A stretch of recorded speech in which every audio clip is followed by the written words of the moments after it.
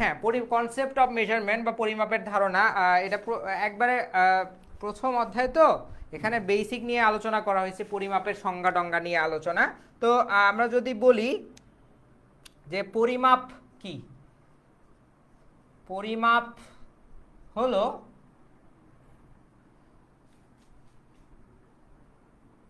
এটাকে ইংলিশে বলে হচ্ছে ফিজিক্যাল প্যারামিটার, ফিজিক্যাল প্যারামিটার বা হচ্ছে বাস্তব বাস্তব স্থিতিস্থাপক। হ্যাঁ, ফিজিক্যাল প্যারামিটার বা বাস্তব স্থিতিমাপ গুলোকে সংখ্যায় প্রকাশ করা, জাস্ট প্রকাশ করা, প্রকাশ করা। হ্যাঁ, আমরা দেখি যে গরম লাগতেছে, হ্যাঁ, টেম্পারেচার বাড়তেছে, বাতাসের স্পিড কমতেছে বাড়তেছে, সূর্যের তাপ কমতেছে বাড়তেছে, অনুভব করি। কিন্তু এটাকে কিভাবে বাড়তেছে না কমতেছে, কতখানি বাড়তেছে, এটা কিন্তু আমরা আন্দাজে বলতে পারি না। যে আজকে অনেক বেড়ে গেছে, অনেক কমে গেছে, হালকা বেড়ে গেছে, হালকা কমে গেছে, এটা আমরা হয়তো চোখে দেখে বা অনুভব করে বলতে পারি। আজকে 2 ডিগ্রি আগের দিনের তুলনায় 2 ডিগ্রি বেড়ে গেছে, হ্যাঁ, বা আগের দিনের তুলনায় 5 ডিগ্রি কমে গেছে, এটা কিন্তু আমরা কোনো ম্যানুয়ালি বলতে পারবো না। হ্যাঁ, সেই জন্য কি দরকার, আমার পরিমাপক যন্ত্র দরকার, মেজারিং ইকুইপমেন্ট দরকার। হ্যাঁ, যেগুলা এক্স্যাক্ট বা অ্যাকিউরেট সংখ্যার মাধ্যমে আমাকে বলে দেয় আজকের তাপমাত্রার পরিমাপ কত, ভোল্টেজের পরিমাপ কত, কারেন্টের পরিমাপ কত, পাওয়ারের পরিমাপ কত, এগুলো সে এক্স্যাক্টলি একটা ফিজিক্যাল প্যারামিটারকে, হ্যাঁ, যেটা ফিজিক্যাল প্যারামিটার মানে বাস্তবে যেটা আছে, বাস্তবে যেটা এক্সিস্ট করে, হ্যাঁ, সেটাকে সংখ্যার মাধ্যমে বা এক্স্যাক্ট নাম্বারের মাধ্যমে প্রকাশ করে, সেটাকেই বলা হয় মেজার বা মেজারমেন্ট বা পরিমাপ। ঠিক আছে, বুঝা গেছে? তো মূলত পরিমাপ যেসব যন্ত্রের মাধ্যমে করা হয় সেগুলোকেই বলা হয় মেজারিং ইনস্ট্রুমেন্ট, ইনস্ট্রুমেন্টস।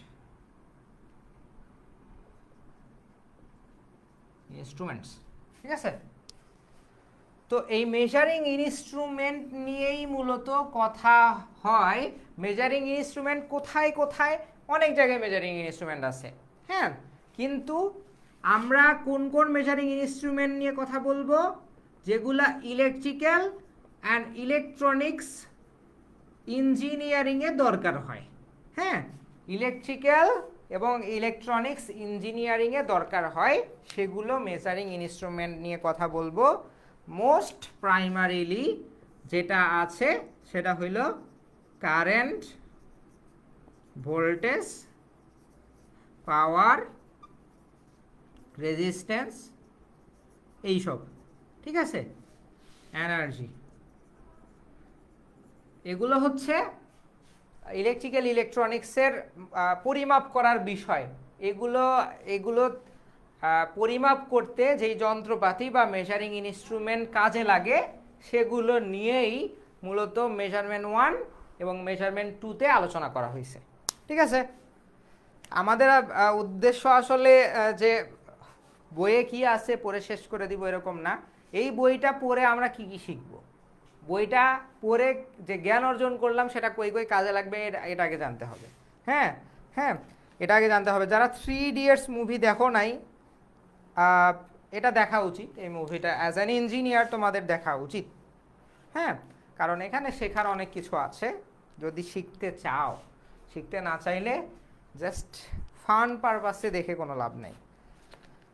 আচ্ছা, ওকে, তো এই হলো কথাবার্তা। এই প্রথম অধ্যায়ে এগুলো নিয়েই আলোচনা আছে। পরিমাপ কি, পরিমাপ কিভাবে করা হয়, হ্যাঁ, পরিমাপের পদ্ধতি, ডাইরেক্ট পদ্ধতি, ইনডাইরেক্ট পদ্ধতি, এগুলো কাজে লাগে না তেমন। পরিমাপের গুরুত্ব, কেন পরিমাপ করা হয়, আসলে কেন দরকার পরিমাপ, সেগুলো নিয়েই আলোচনা করা হয়েছে। তবে আমরা কিছু জিনিস একটু দেখব। হ্যাঁ, সেগুলো হচ্ছে, প্রথম যেটা আছে সেটা হচ্ছে অ্যাকিউরেসি। অ্যাকিউরেসি, হ্যাঁ, অ্যাকিউরেসি আসলে কি?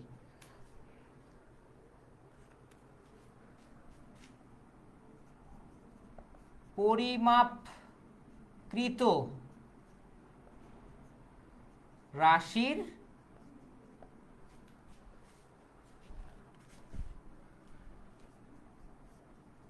নিকটবর্তী বা অ্যাকিউরেট মান। ঠিক আছে, যেই রাশিটা পরিমাপ করতেছি, রাশি বলতে কি কি হতে পারে? রাশি বলতে যে কোনো কোয়ান্টিটি হতে পারে। এই যে ইলেকট্রিক্যাল ইলেকট্রনিক্সে এগুলো রাশি, কারেন্ট, ভোল্টেজ, এনার্জি, পাওয়ার, রেজিস্ট্যান্স, ক্যাপাসিটেন্স, ইন্ডাকটেন্স, এগুলো রাশি। যেই রাশিটা পরিমাপ করছি আমি, হ্যাঁ, সেই রাশির নিকটবর্তী মান, মানে এক্স্যাক্ট মান, অ্যাকুরেট বা এক্স্যাক্ট মানকেই আমরা বলছি অ্যাকুরেসি। তো একটা মেজারিং ইনস্ট্রুমেন্টের এই অ্যাকুরেসি থাকা দরকার। আমরা এখন যেগুলো শিখবো বা যেগুলো সংজ্ঞা দেখতেছি, এগুলো হচ্ছে একটা মেজারিং ইনস্ট্রুমেন্টের থাকা দরকার, অ্যাকুরেসি থাকা দরকার। এটা হচ্ছে প্রিসিশন। অ্যাকুরেসি আর প্রিসিশন খানিকটা একই রকম, বা সবাই একই জানে আর কি, তবে একটু ভিন্নতা আছে। প্রিসিশন,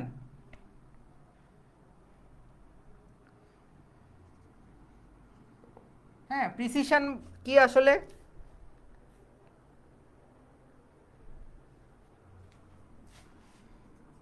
পরিমাপকৃত রাশির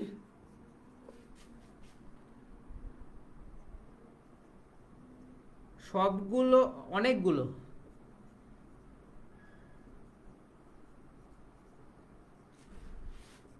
মানে, অনেকগুলো মানের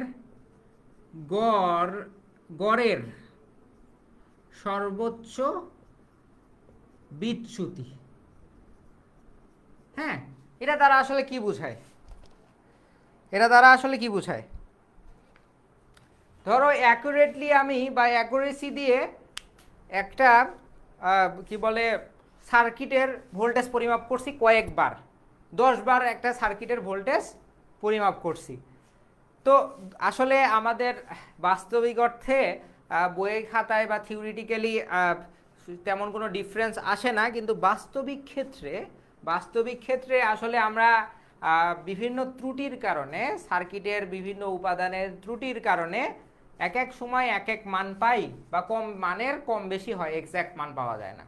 তো অ্যাকুরেটলি বা অ্যাকুরেসি দিয়ে একটা সার্কিটের ভোল্টেজ পরিমাপ করে 10 বার পরিমাপ করে আমরা কম বেশি মান পাইছি আর কি। মানে 10 বার যে সেম মান পাইছি এরকম পসিবলই না, সম্ভবই না। তো এরকম মান পাইছি আর কি।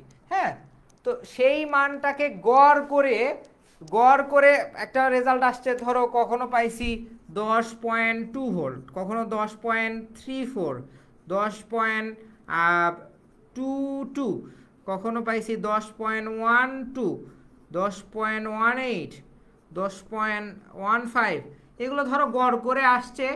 গড় করে কত আসবে আমি জানি না, তবে ধরো 10.24 আসতে পারে, আমি হিসাব করে বলছি না, জাস্ট ফর এক্সাম্পল এটা আসলো। তো এই মানগুলা যে পাইছি ট্রায়াল দিয়ে, এই 24-এর কাছাকাছি আসলে কয়টা মান পাইছি?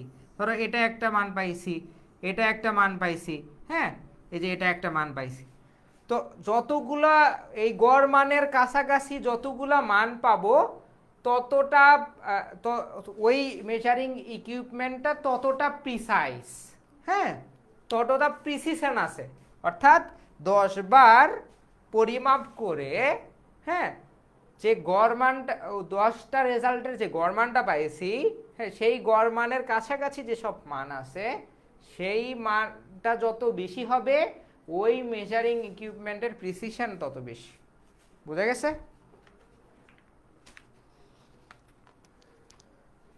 এরপর আসছে হচ্ছে তোমার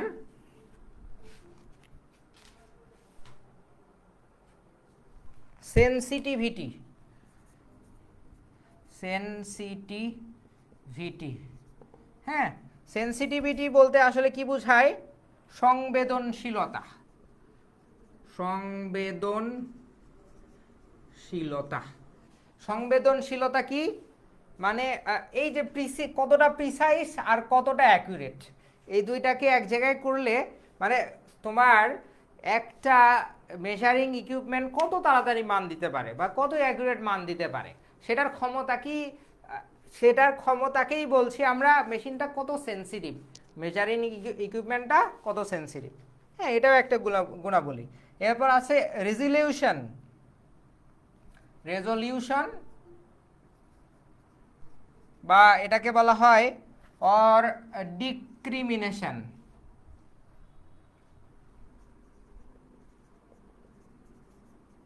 হ্যাঁ, রেজলিউশন বা ডিক্রিমিনেশন, এটা আসলে কি?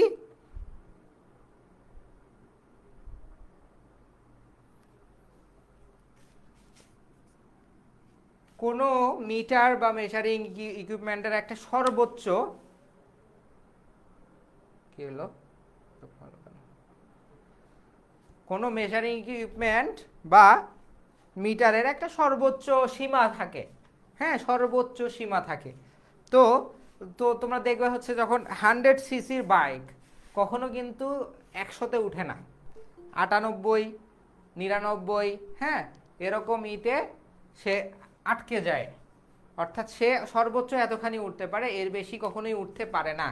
তো একটা মেজারিং ইকুইপমেন্টের বা এই জুয়েল তোমার মাইক্রোফোন বন্ধ করো।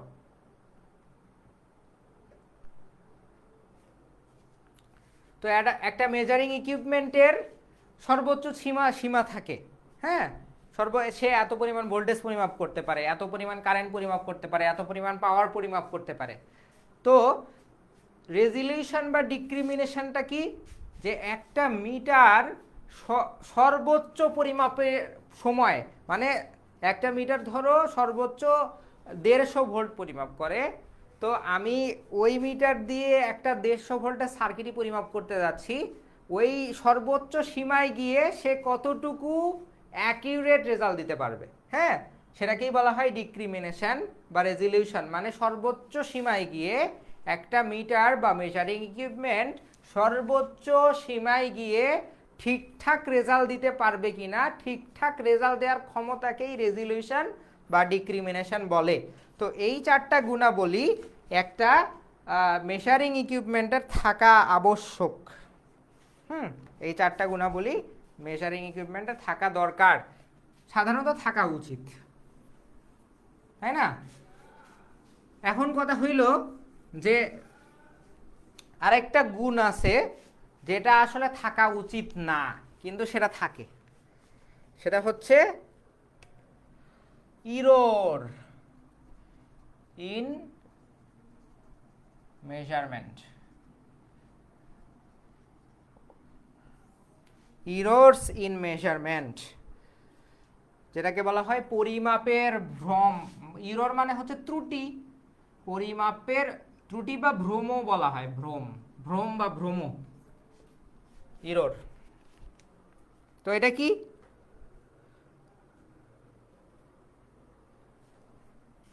এটার জন্য 2টা জিনিস জানার দরকার, একটা হচ্ছে এক্সাক্ট ভ্যালু আর একটা হচ্ছে মেজার্ড ভ্যালু। একটা হচ্ছে এক্সাক্ট ভ্যালু আর একটা হচ্ছে মেজার্ড ভ্যালু। এই 2টা জিনিস জানা দরকার, বা এটাকে ট্রু ভ্যালু বলে, ট্রু ভ্যালু, বা বাংলায় এটাকে বলে প্রকৃত মান। হ্যাঁ, মেজার্ড ভ্যালু এর বাংলা হচ্ছে পরিমাপকৃত মান, পরিমাপকৃত মান, ঠিক আছে? তো ইররটা কি? ইররটাকে হচ্ছে ডেল এ দ্বারা প্রকাশ করা হয়। হ্যাঁ, আর এক্সাক্ট ভ্যালুকে প্রকাশ করা হয় A1 দ্বারা, মেজার্ড ভ্যালুকে প্রকাশ করা হয় এ দ্বারা। এক্সাক্ট ভ্যালুকে প্রকাশ করা হয় A1 দ্বারা, মেজার্ড ভ্যালুকে প্রকাশ করা হয় এ দ্বারা। তো ইররের সূত্র হচ্ছে এটা, ডেল এ ইকুয়ালস টু প্রকৃত মান মাইনাস পরিমাপকৃত মান। অর্থাৎ একটা সার্কিটের একটা যে কোনো রাশি হতে পারে, কারেন্ট এর প্রকৃত মান হওয়া উচিত ছিল 10 অ্যাম্পিয়ার। কারেন্টের প্রকৃত মান হওয়া উচিত ছিল 10 অ্যাম্পিয়ার, কিন্তু কারেন্টের মেজার ভ্যালু হচ্ছে 9.89 অ্যাম্পিয়ার। তাহলে এর ভ্রম বা ইরর হচ্ছে 0.11 অ্যাম্পিয়ার। ঠিক আছে, এই ইরর কতখানি হচ্ছে সেটাও কিন্তু কনসিডারেবল বিষয়। ইরর যত বেশি হবে ওই ইকুইপমেন্টের মানটা তত খারাপ হবে। ঠিক আছে, মান তত খারাপ হবে। ইরর কম হলে ইকুইপমেন্টের মান ভালো, ইরর বেশি হলে ইকুইপমেন্টের মান খারাপ। হ্যাঁ, আর ইররটা আসলে থাকবেই, ইরর যে একবারে জিরো ইরর থাকবে এটা পসিবল না। হ্যাঁ, আমরা হচ্ছে ওই তোমরা যখন ফিউচারে ডুয়েটে চলে যাবা, হ্যাঁ, দেখবা যে ডুয়েটে যখন ল্যাব করায়, ডুয়েটে আসলে ল্যাবগুলা খুব মজার হয়। আমাদের হচ্ছে তোমাদের পলিটেকনিক্যাল ল্যাবের মতো না। পলিটেকনিক্যাল ল্যাব হচ্ছে টিচাররা দেখায় দেয় বা ইনস্ট্রাক্টররা দেখায় দেয়, ব্যাস ওইটা দেখে বাসায় চলে যাও প্রেজেন্ট নিয়ে। কিন্তু আমাদের হচ্ছে দেখা যায় ডুয়েটে স্যাররা কখনো ল্যাব দেখায় না। স্যার হচ্ছে যদি থিওরি থাকে ওই ল্যাবের মধ্যে, কনসেপ্টটা বোর্ডে বুঝাই দিবে, তারপর কোনো ধরনের দেখানো নাই, কোনো ধরনের সার্কিট সাজানো নাই, তোমাকে সব করতে হবে। যদি না পারো তাহলে নাম্বার কাটা। একটা ক্লাসে 12.5 মার্ক থাকে, একটা ক্লাসে 12 মার্ক থাকে, একটা ক্লাসে 12 মার্ক থাকে। একটা ক্লাস মিস করলে 12 মার্ক কাটা। আর ঠিকমতো এক্সপেরিমেন্টস না করতে পারলে 6, 5 এরকম মার্ক পাবা। এটা ফাইনালে যোগ হবে ডিরেক্ট, এরকম সেন্সিটিভ বিষয়। এটা হচ্ছে ডুয়েটের অবস্থা। তো এই জন্য আমাদের কি করতে হয়, আমাদের ওই ল্যাবটা করার আগে আমাদের পড়াশোনা করতে হবে যে ওই ল্যাবটা কিভাবে করে, এখানে কি কি আছে, কি কি ভুল হইতে পারে, এটা একটা বিষয়।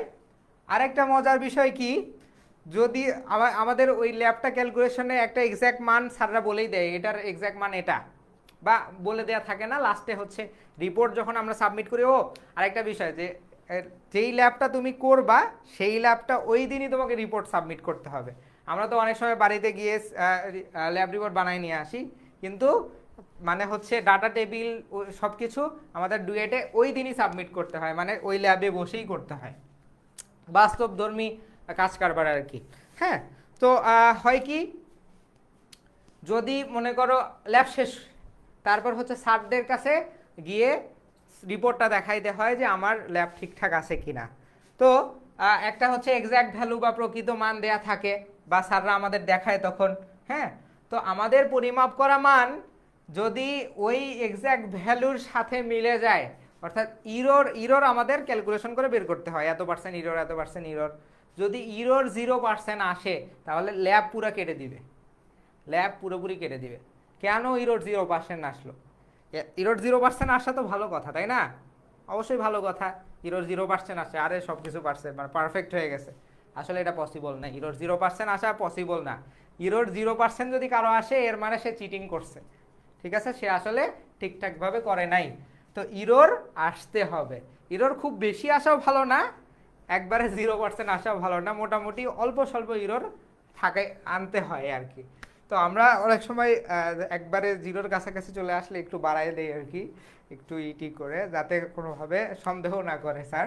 আমরা ল্যাব সবাই তাদের করেই করে, তাদের নিজের প্রচেষ্টা থেকেই চেষ্টা করা হয়। কারণ যে যত ভালো চালায়, ল্যাব কমপ্লিট করে, যত ভালো প্রসিডিউর মেনটেন করে ল্যাব কমপ্লিট করে, সে তত ভালো মার্ক পায় আর কি। 12 মার্কের মধ্যে ওই দিনই অনেক ল্যাব রিপোর্ট আছে ওই দিনই মার্ক দিয়ে দেয়। হ্যাঁ, আর কিছু কিছু আছে যে ফাইনালের আগে মার্ক দেয়, তবে বেশিরভাগই ওই দিনই দিয়ে দেয়। ট্রিপলি রিলেটেড যেসব ল্যাব, এগুলো মার্কিং সেই দিনই করে ফেলে আর কি। তো আমি যেটা বলছিলাম ইরর নিয়ে কথা, যে ইরর একবারে 0 আসা এটা পসিবল না কখনো। হ্যাঁ, যন্ত্রপাতি আমাদের মানুষরাই তো তৈরি করে, রোবটরা তৈরি করলেও সেখানে কিছু পার্সেন্ট ত্রুটি থাকবেই। এই জন্য ইররটা ইম্পর্টেন্ট, ইরর থাকে কিন্তু কম থাকা ভালো। হ্যাঁ, তো ইররেও কিছু প্রকারভেদ তোমাদের হচ্ছে এই অধ্যায়ে আলোচনা করা আছে, তোমরা এগুলো দেখে নিবা। একটা মেজারিং ইকুইপমেন্টে যদি ইকুইপমেন্টকে যদি সিরিজে সংযোগ করি সেখানেও ইরর আসবে, প্যারালালে সংযোগ করি সেখানেও ইরর আসবে, অর্থাৎ তুমি যেভাবেই সংযোগ করো ইরর কিন্তু চলে আসবে। এই অধ্যায়ে আর তেমন কোনো আলোচনা নাই, এখানে কিছু ম্যাথ আছে এই অধ্যায়ে, ম্যাথগুলো আসে না, করার দরকার নাই। আমি যেগুলো আলোচনা করলাম সে এই অধ্যায় থেকে সংক্ষিপ্ত, হ্যাঁ পার্থক্য আসতে পারে সংক্ষিপ্ত হিসেবে, হ্যাঁ কিছু কি বলে কোনো কিছুর গুরুত্ব, অ্যাকিউরেসি, প্রিসিশন পড়াইছি, এগুলো সংজ্ঞা আসতে পারে অতি সংক্ষিপ্ত হিসেবে, এর বেশি এই অধ্যায় থেকে কিছু আসবে না। তো আজকের ক্লাস এই পর্যন্তই আমি তোমাদের রাখতে চাচ্ছি। কারো কোনো প্রবলেম থাকলে টেলিগ্রাম গ্রুপে জিজ্ঞেস করবে। আর হচ্ছে যেহেতু আমরা পেজে ক্লাস নিচ্ছি, তোমাদের অ্যানাউন্সমেন্ট হিসেবে আমরা আবার বলছি, যারা এখনও ভর্তি হওনি, হ্যাঁ তোমরা দ্রুত ভর্তি হয়ে যাও, এই সপ্তাহের মধ্যেই তোমাদের ইনশাল্লাহ বই প্রোভাইড করে দেওয়া হবে।